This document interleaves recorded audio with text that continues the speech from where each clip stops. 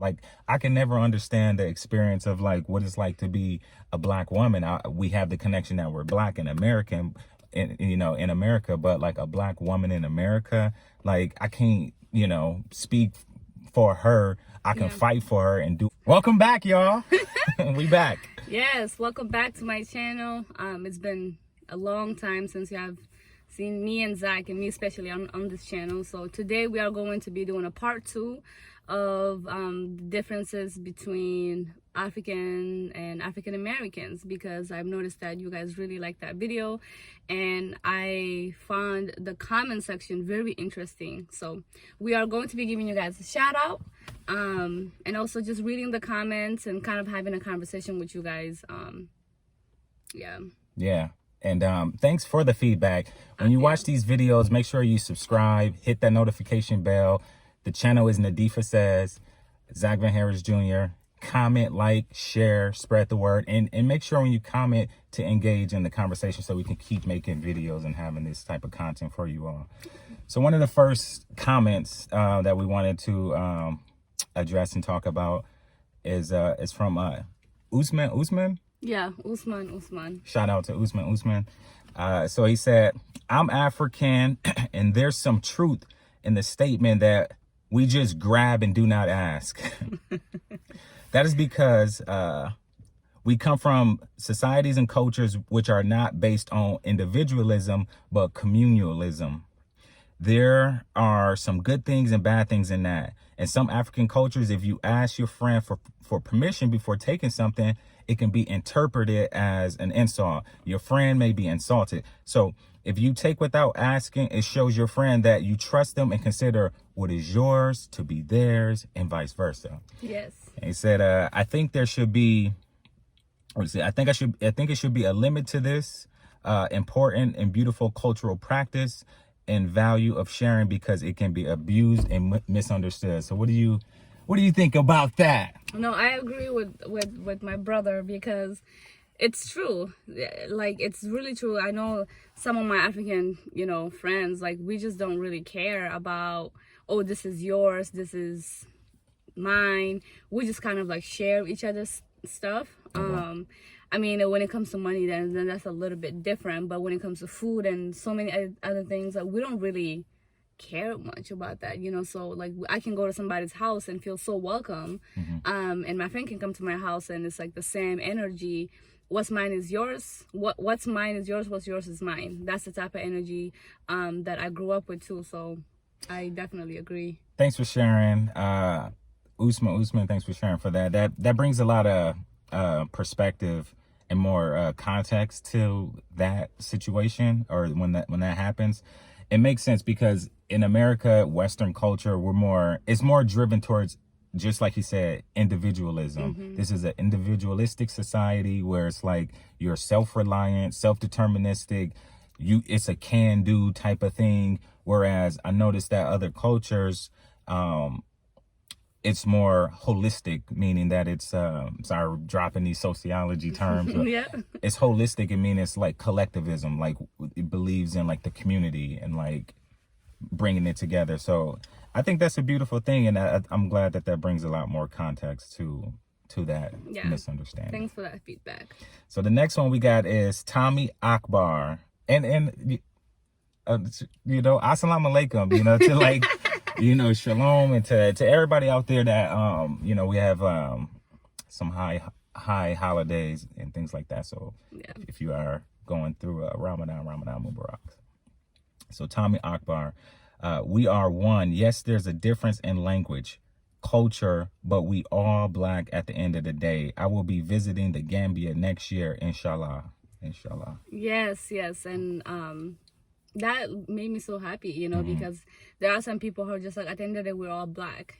Some people are not more focused on the, what divide us, what, the differences, and people are like, just like, you're black and I'm black, So I really like that energy, and that's why I kind of wanted to give, is it a she? Tommy a shout out. And this was 2 years ago. So how was your trip to Gambia? Comment below. Yeah, let us know how that turned out. And thanks for commenting. All right, so now we got James Smith. He says, this is the best comparison video I've seen. Thank you. Thank you for that. He said, they did it correctly. You have an American Black and an African giving their perspectives. So shout out to James Smith. We appreciate you and your comments. And anything you want to add to that? No, that's, I guess when me and you first talked about doing this video is because we both noticed that we're, we're Black, but we grew up in different cultures, so it was very important for us to kind of do this video because we know, like me and him were very close, and we wanted just to talk about our differences, so I'm glad that helped other people see. So that was a very nice comment, so thank you. Appreciate that. Now we got Nicole Bach. The best conversation that I have seen in YouTube about this subject. Thank you, Nicole. Yes. You guys have good answers that we can think deeper about, not just complaining like other YouTubers talking about that. Thanks. Yes, and this was a very nice one too. I think me and Zach were very alike. We think alike when it comes to a lot of things, and we don't really complain. We when we talk, we have like deep intellectual conversations. It's not like we're complaining, and if we do complain, we have actions to back it up. So like we don't just complain. So it's like we notice that we're very different. We're Black, but we have different experience, a different perspective. So we said, okay, what we're gonna do about that? Well, we're gonna talk about it and put it on an international platform where people can learn from us and learn from our differences and stuff. So yeah, we don't just complain and just go to sleep. Like, we complain, but we also get to work. So it was very nice for somebody to actually notice that. Thank you, Nicole. Yeah. Appreciate that. Now we got Aaron Williams. Aaron says, well, all I can say is that I love my international Black family, regardless of where they come from. I am glad that you are talking about this because I hate stereotypes. Oh, yeah. I hate them too, man. I hate them too. And that's why one of the reasons why we also did that video is that we also wanted to address those stereotypes. But yeah, thank you so much for just commenting and noticing the things that we actually, because it makes it feel like we're doing a good job. Like, these are the things that we wanted to touch up on and like bring to people's attention, and the fact that you guys are actually noticing these things is honestly overwhelming. Yeah, and stereotypes, yeah. Look, I'm speaking from an American Black perspective, and Nadifa speaking from an African perspective, Chad, Cameroon, but we're not a monolith for the countries or for the people. Like, there's so many different ideologies, so many different trains of thoughts and perspectives and experiences. Like, I can never understand the experience of like what it's like to be a Black woman. We have the connection that we're Black and American, in America, but like a Black woman in America, like, I can't, speak for her. I can fight for her and do all the things that matter to bring like the justice, freedom, and equality that we striving for. But we all don't have the same perspectives, but the thing that we are on the same page and calibrated about is that we are the same people. In a sense. Like, we're the same people, but we just have different cultural decorations. Yes. There's different religious aspects and spiritualities, there's different diets, there's different fashion, there's different everything, but it don't mean that we enemies or nothing like that. It's not African versus African American, and that's why this video is important, and these comments are important. So let's continue the conversation. So this person is Kiki-san. Yeah. She says, I am an African American woman, and I have always embraced African culture. Yes. Indeed. I am always looking to learn more about different African countries and cultures. However, I have to say it has been my experience with a good majority of Africans that I have encountered that they are not always very welcoming to me as African American. I often go into different African restaurants or stores, and there is always this attitude of intolerance and dislike. I don't let this stop me from learning about African culture, but it can be discouraging at times. Kiki-san, thanks for commenting, and we are honoring your statement, your comment, your experience, and I'm sorry that you experienced that. the thing that we want to kind of also talk about is like breaking stereotypes and gross generalizations. So if I go and have a bad experience, and it happens again, it could just be that neighborhood. It could just be that city. It could just, like, that's why I travel a lot. And, as an African American or as a Black American, the people in Detroit is not the same people in Dallas, Texas. Dallas, Texas is not the same as in Omaha or New York. I mean, we are the same, but there is some cultural differences. There is some, there might be some slight differences, things that you do and don't do and things you say and don't say. So I'm very glad and proud to hear that Kiki-san, her last statement, I don't let this stop me from learning about African culture.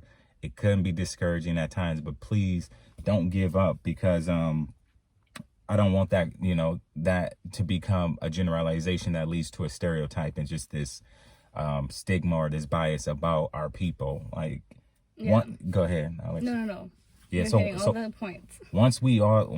Once people can get calibrated that we are the same and we are different, and the differences is okay. It's actually good that we have differences, because if I could bring something to the table that Nadifa can't bring, and then she brings something to the table that I can't bring, we're all winning at the same day. If we all go in and we all doing the same thing, how without that diversification, how are we evolving and growing as a species, as humans on this earth, or as a people? So you need differences, because someone can turn over a stone and see, oh, we should do it this way.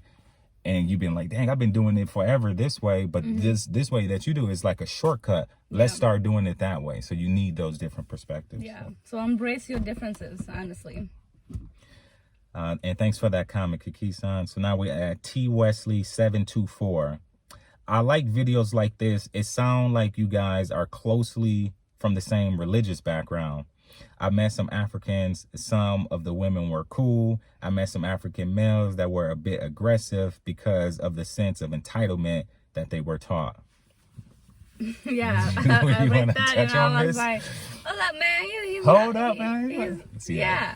But I mean, he's not really lying, because hey, talk to the people then. Yeah. Like, hey. I mean, and let's not say it's not every, all African men that are like that. For example, I am an aggressive talker, okay? And so I don't want to... She's laid back right now. Yeah, I'm laid back, but I sometimes could be very aggressive when I talk.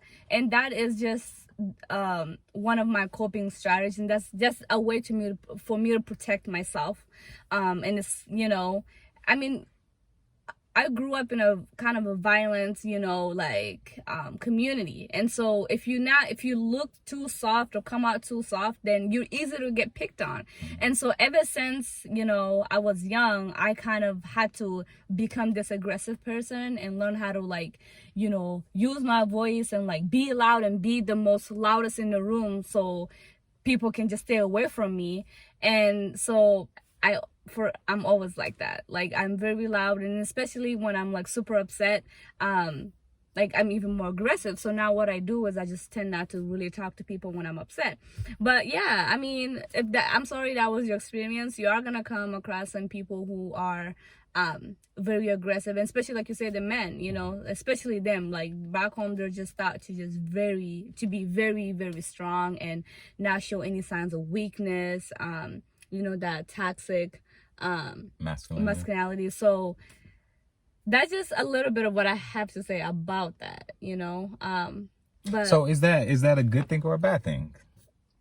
Or so also when you travel and then you leave your culture, and obviously when you leave your culture, you're not really leaving your culture, but when you leave your country and you're away from the dominance of your culture and you enter into a new culture, do you adjust your culture to fit with the culture you in, or do you just nah, I'm staying how I'm gonna be? Well, all the time. I try to, because I came to the United States as a refugee, and so all the stuff that I learned, you know, a way to protect myself, and it's mainly through violence. Like, you got a problem, or I'll meet you in the park at this time, that time, or we'll just do a random spot. You know what I mean? Catch me outside. How about Catch me that? outside. How about You know, so I grew up like that, and we never got into trouble. If we got into a fight, the police don't get called or anything like that. And so I wanted to change that, because when I came to the United States, I noticed that it's a different energy over here. If you get into a fight, you know, the police would be present, you would be in jail. And so I was not trying to get locked up. But it was very hard, because I didn't know any other way to protect myself. And so I was getting bullied for having an accent. I was bullied for not speaking English. I was bullied for being Black and being a Muslim. So it was very hard for me to find ways to learn like a new hobby, or like a new coping strategies, or like a new way to deal with people. And so it was very hard. At that time, I was very depressed, because I couldn't fight people, and I didn't know how else to like handle people from here. So letting go of that was very hard. Unlearning, you know, things is always very hard. How the hell do you unlearn how to drive a car, you know? So like, it was very hard for me to look back and be like, okay, well, somebody come and cuss me out, and I'll just sit there and like, oh, you know, like, I can't do nothing about it. And then I go home and I think about it. So it really affected my mental health a lot. But now, thank God to counseling and like being around other people who taught me how to, you know, teach, who taught me how to be, how to fight with our hands, and how to use my mouth and my words more. And actually, I think I did most of that on my own. I had to really find a way to shut people down. And so I use my mouth. My mouth is always my weapon, you know, until this day. My hands now, they're retired. I can't really fight no one at this point. So but it was a very hard transition to unlearn certain things and start navigating in this culture. Yeah, this culture. Absolutely insane. I just felt like, why do I have to deal with your nonsense? Like, back home, it's like, if you cuss me out, we're going at it, and there's no police, there's nobody. Matter of fact, people are just like, just fight and get it over with. Here, you just can't do that. I felt really upset. I'm like, why is the police being called for the silly things? You know what I mean? But now I understand. All right. Thanks for sharing. And then he said that it sounds like we're very close, like closely from the same religious background. I don't know. Do you wanna? Because we can talk about it. So I feel like people think we're so close, like when it comes to like. I mean, we are, but like. Like everything, like we kind of grew up together. I mean, so like my family is very diverse, and I have a lot of representation from different walks of life in my family. So I grew up, we used to go to the mosque, used to go to the temple, used to go to churches.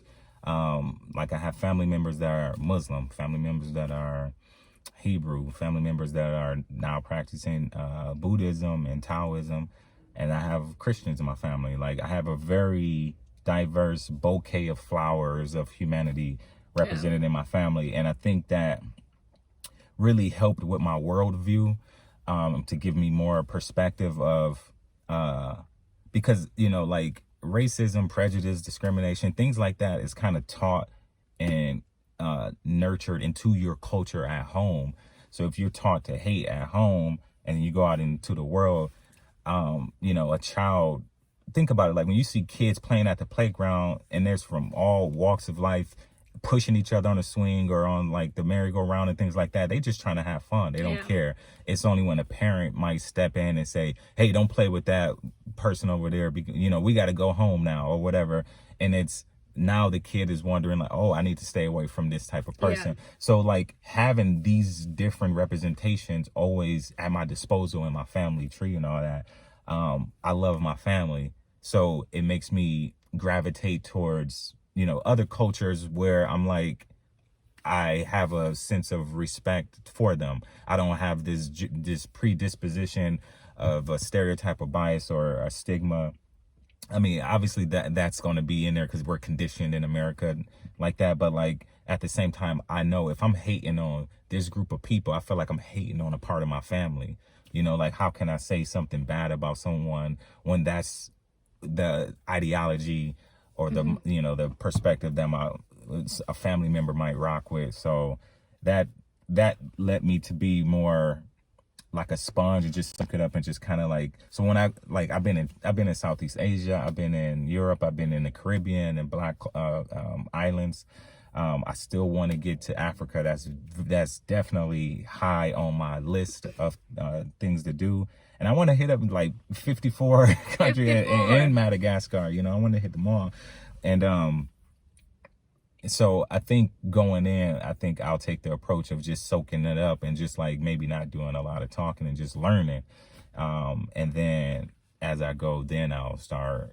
That way I'm not just assuming things and feeding into the stereotype. Yeah. So. Oh, he said the women are cool. Do you agree with that? Heck yeah. So, but they can get aggressive too or not? Oh yeah. But we're cool.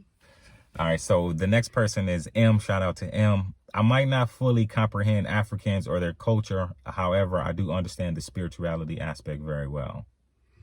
Yeah, I wanted to, give him a shout out too, because it's like, yeah, I don't understand, but I kind of respect it too. Like, and that's the thing, you don't really have to agree with people, you don't really have to like people's culture or how people do things, but you should respect it, like there was this thing on TikTok where people, it was mainly African Americans who were trying African food and like bashing African food and stuff like that.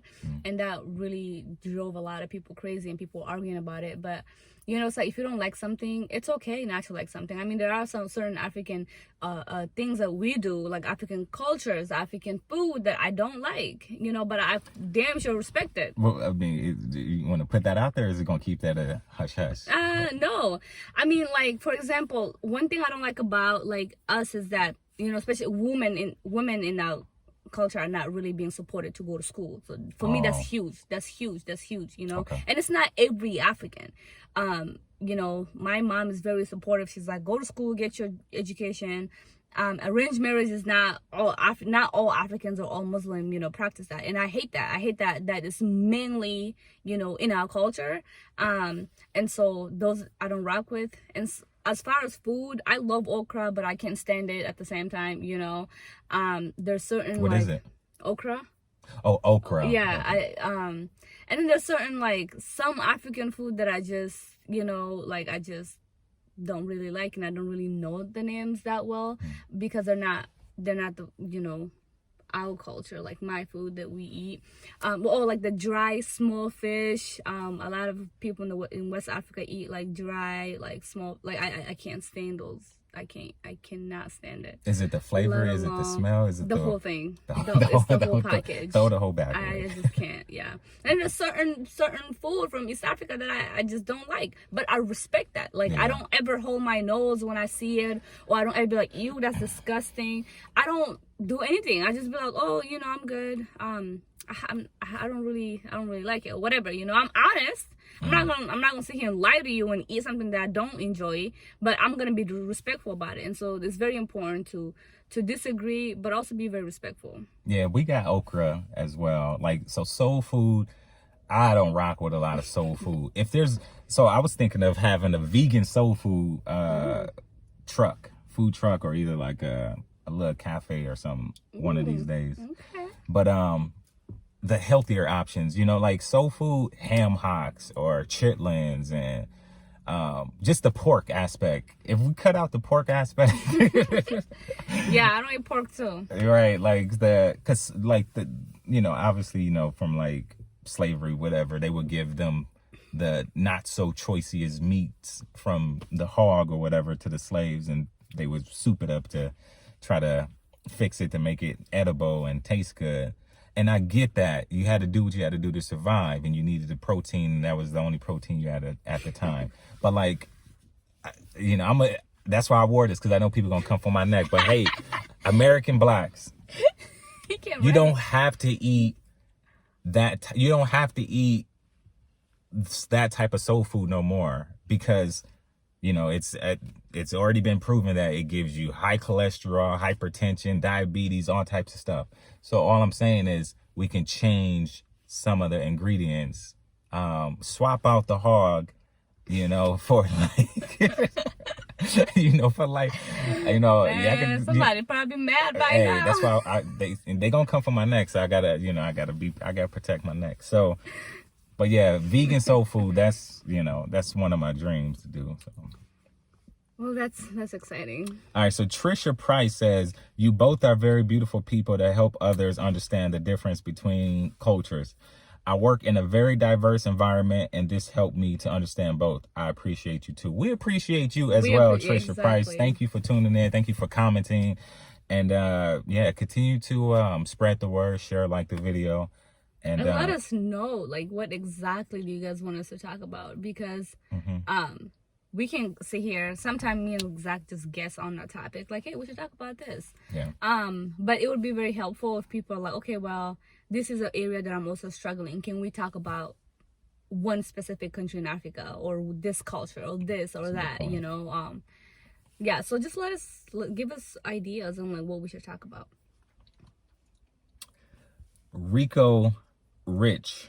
All right. Rico Rich. Culturally, Black Americans are who we are. African is just a part of our ancestry. That's for you. All right. All right. So maybe ethnically is what he was, because so culturally, the culture that we grew up in, any American Black, the culture is America. That's all we know. Even if our ancestry traces back to Africa, and that's ethnically who we are. Yes, no denying or whatever, but culturally, all we know is America. We don't have the tie in with African countries where, like, my dream is to have African countries say, hey, you know what? Black Americans, you can have citizenship in the United States. We're not saying drop your citizenship, but if you want, you can have dual or multi-citizenship. You can have citizenship in our country as well. Now, people are going to say, they already do that. There's a lot of Black Americans in Ghana and West Africa and East Africa and all this other. Yes, but they have to go through the same process as a Asian person, a Latin person, a white person. There's no fast track system for Black Americans. Like, hey, for what you went through historically, and you are ethnically or culturally or however you want to word it, our people, we give you immediate citizenship to our country because we understand that plight, that struggle that you went through, and we love y'all, and we know that with our support, you're going to support us. Like, we would probably, as the diaspora or diaspora, I've heard people pronounce it, Black people all over, if you have American Blacks or British Blacks or any Blacks that's living in like these Western civilizations or these wealth privileged countries, I'll say, we have the economics. It would be beneficial for both of us. We will be getting the culture and the tie-in back to our motherland, and then the finances will also come, because like all of my friends that's from like the motherland, most of them that can do it, they be sending money back to the country, back to the motherland. If Black Americans got adopted and from any country or whatever countries, to be like, hey, yes, you can get citizenship here, that would touch our heart in so much a way that we would like probably be cashing out half our checks, sending it back to the country to like, oh, y'all need a school out there. Oh, y'all trying to set up some businesses. It will be a beneficial win-win. So any African country that is tuning in or listening, and you got someone that's like in the government and higher up, I'm telling you, it will be a crazy game changer, because it will show Black Americans, your father, like our mother is Africa. Your father, America, is a deadbeat dad that don't give a crap about you. but your mother loves you. No, he You didn't could go there. you could come back home if you want. I mean, you could still stay with your dad in summer or whenever. Yeah. But like, no, that's the analogy. That's the metaphor, is that like it's split custody. But all we've been doing is living with this abusive ass father called America that's been whooping our butt all over, like nationally on national news. Sorry to take a turn to the left from this video, but like yeah, you got me touching on a subject that's a whole different video. That's the stories for other days. But yeah, if that will work out, to like do like a multi-citizenship, that would change a lot. Yeah.